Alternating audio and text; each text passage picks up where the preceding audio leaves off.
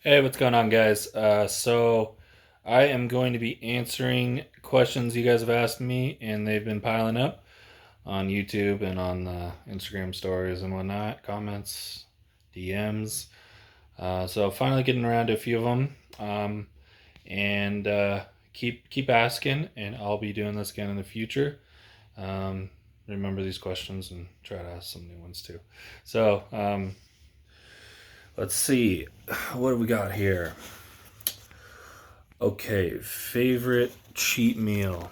Um, Man, I right now is a good time to ask with the show coming up.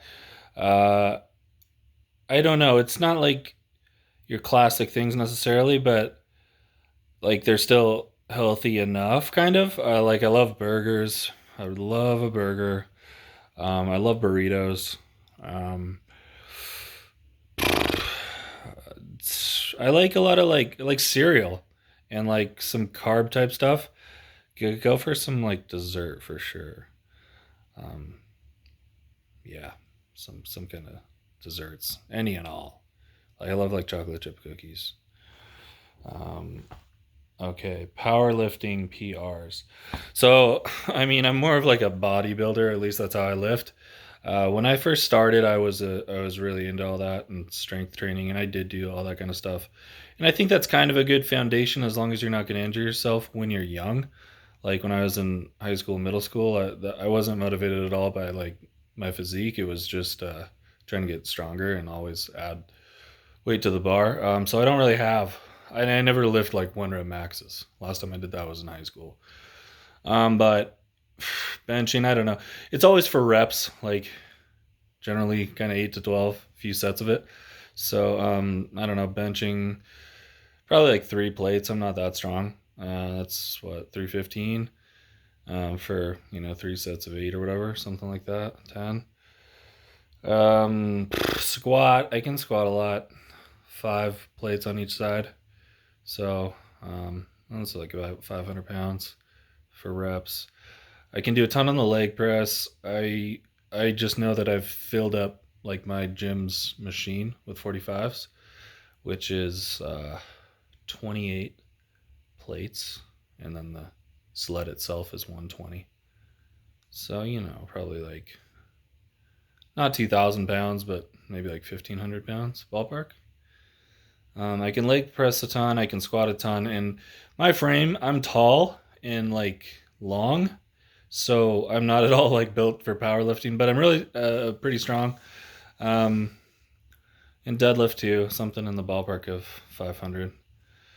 Um, like in high school, I had records for like the top three in all the power lifts. Although I was like not a huge fat kid. Like a few of my football friends were just super fat and built for that. So they were sometimes a little bit stronger. But I don't know. I don't know or care. How I get stronger now is just more time under tension, less rest, mm, you know, relative strength. So I'd say I'm stronger. I bet I could lift more than I ever could. But I don't want to mess up my skeletal system and my joints and wind up like some crippled old man. So, bulking and cutting calories, it all kind of depends, but my maintenance is probably like low mid 3,000. So, I add definitely not more than 1,000 either way. Definitely not on the cutting side, probably like 500. So, bulk on maybe like 4,000 and then cut at like 3,000. Favorite hobby outside of the gym? I would say reading. I love to read. I don't get as much opportunity as I would like, but I still read every day, and I love it. I always love books on like pragmatic things that can help me in my life. Like when I was in school, I would like a nerd just read about things that I anticipated needing in my future. Like tax planning, real estate investing, personal finance, self help stuff, motivational stuff, just stuff that improves your attitude and outlook. I think that's really valuable. Some of it's really kind of cheesy, or just the author is given really basic information and they are making money. Um, so it's not all good, but the best of it can be really, really life changing and rewarding. And I always am a big fan of biographies of people that I find interesting and successful and motivating. So I think you can just learn a lot indirectly through their experiences and their successes and failures. But I read about everything: science, history, psychology. I'm just interested in a whole lot. Special talent. Hmm. I can play the guitar. It's not as good as I used to. I used to be pretty good. I was self taught, but I could play a lot of stuff. Um, I guess I'm not good at it, but I have played polo, as you might have known, and I played the bass clarinet. I was the first chair back in middle school, so it's just like a really huge, deep clarinet, and I can play the clarinet too. Of course, it's a more notes on the bass clarinet. Um, and then actually, when I was a little kid, I could like put a bunch of quarters or coins or whatever on my elbow, and then like flip them over and catch them. So I could do quite a few. Okay. Favorite spots to vacation, man. I just love traveling. I got a scholarship in college due to just cultural appreciation. I studied at an institute for Spanish in Oaxaca when I was in high school with my friend for 6 weeks or something. But I've traveled a ton all over the Western Hemisphere. When I was young, it's one of the things I'm super grateful to my parents for is we really went everywhere. Bend used to be a lot colder, and so it's no surprise that we would go to these tropical locations. So I think other than Cuba, I've been everywhere in the Caribbean, and I would love to go to Cuba. Love to. And I missed a chance in college to go. Just wasn't a part of my major, and I had already taken all those classes and stuff. So still, would have been awesome. But I would love to go. And a lot of South America, Central America, Canada. Never been to the other hemisphere, which is a total shame, and I would love to go basically everywhere. What do I do a lot? I love to go camping, um, like in a cabin, and just have a weekend of no no ability to be reached, no ability to do any chores, out in gorgeous, secluded nature, and just really detach, really think deeply. You don't realize how difficult that is to do in the modern world, to just have nothing but time to let your mind wander. And I love that, and just listen to music and have some drinks and relax and eat some food. No agenda. Love it. And then, of course, I love the Caribbean. I love to get out in the winter and go relax on the beach and stuff. And then I actually really love Disneyland. I love it. It's kind of like you go to all these different little worlds all in one shot. And it's amazing, the attention to detail and stuff. It's really, really stimulating. And everybody's so happy there that it's amazing that there can be that many people from all over the world, all walks of life, just existing peacefully and in harmony. Okay. Something we don't know about you.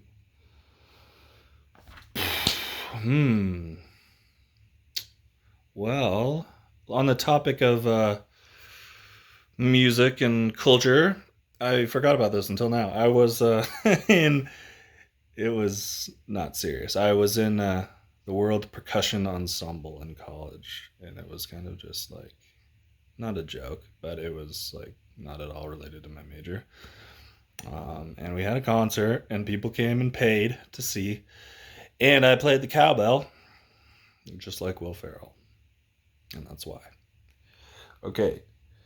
Siblings, yeah, I have two younger sisters, Haley and Lindsay. Haley's the older one. I'm the oldest. Lindsay's quite a bit younger. She designed the office that you see here, so that's what she does. And my other sister is a science teacher in middle school and just got married. So they're both. I'm very proud of both of them. They are really great people, very accomplished, very down to earth, very kind and intelligent. Favorite muscle group to train. So I don't really have one, honestly. My favorite muscle group to train is anything that's lagging. Like I'm just trying to build the perfect package, the perfect physique, even out imbalances and proportions, and so whatever I need to bring up, that's my new favorite. I think it's a good attitude to have because like I used to play baseball and it's like it's fun to um, practice what you're good at. If you're good at hitting, it's fun to take batting practice. But if you suck at grounders, you need to take them. If you suck at pop flies, you need to go practice them. So you need to spend more time developing the things that you're bad at, and then it can really be a lot of fun. But when I very first started lifting in like middle school, it was arms. Yep, yep. Okay. Let's see. I'm gonna wrap this up here. Okay. How do you stay motivated? You know, I don't need to. It's organic. I am just driven to go. I just enjoy it. So it's just something I really like, and I'm glad that I do. And I'm glad that I've found something I like. I think a lot of people just try to like things, and that's not what you should do. You If you have to try to like something, it's a chore. And you just need to be true to yourself and find something that you do enjoy. Granted, let's say you hate the gym. Well, do something physical and something kind of active just for your health's sake. It's like maybe you hate reading, but you still should. You should still do something that engages your mind. Um, and like I said, I'm a pretty pragmatic person, so I like to read and I like to lift. Um, but yeah, you shouldn't be just forcing it. And there's no wrong motivation. So whatever is making you want to go do it, that's great. Um, but you have to be consistent. Anybody is going to tell you this. Anybody who's successful at anything, why? Because they're consistent. They enjoy it and they're consistent as a result of it. So I wake up and I love my life. I love my job and my family and spending time with my kids. But I love to go to the gym, and it's certainly a highlight in my day. And I'll wake up in the morning, and that you know gets me out of bed, and I'm excited to go do whatever workout it is for the day. And I think about it. I think about it at night. I love it, and I think I think it's just one of those things where you if you like something, you're gonna get good at it. You're gonna put in the time. So I'll do one more here.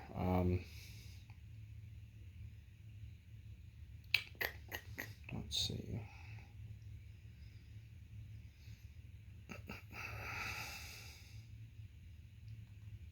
What motivated you to start competing and keep competing? Well, kind of the same answer, but I've never been, I guess, nationally ranked at anything, and um, with this, I never intended to compete. I just kind of felt like, okay, well, I have a good physique and I'm strong, and this is just the result of a hobby that I love and the time that I put in. And now, where do I go with it? And I'm perfectly content to just keep lifting, but I thought, why not? Why not just get outside of my comfort zone and see what might come of it? And I've really just enjoyed like the people I've met, and it's, it's not necessarily just the stage extroverted stuff is not really very in line with who I am otherwise, but it's so different from my normal life. And I feel like, I'm, whether you're religious or not, or whatever you may believe in, I feel like, okay, well, here I have this ability to be pretty good at something. Now I'm competing in the U.S. national championships, and um, for me, that's pretty great. And I just think it would be a shame to just sacrifice that if you have the opportunity. I originally, after competing, I really wanted to turn pro and I really wanted to win a show. And now, having the opportunity to totally go to the next level, I just kind of want to see where I stack up among some of the best in the world. And, you know, if you believe that like God or the universe or whatever has given you that, then I feel like it's a shame to just squander that. I like a Prefontaine quote. He says, um, "To give anything less than your best is to sacrifice the gift." And I think my gift is not genetic or anything like that. I think it's the tenacity that I just stick with it and work my ass off and am consistent and do whatever it takes to be as good as I can be and max my potential. And wherever that ends up, who knows? But it's very satisfying to know that you have done everything to develop yourself in one way to your maximum potential. And there's just, you know, regardless of how it turns out, you've left it all on the table, and there's just no shame in that, and a lot of pride just for having given it your all. So I think I'll wrap up there, but we'll do it again, and I'll answer the next round of questions.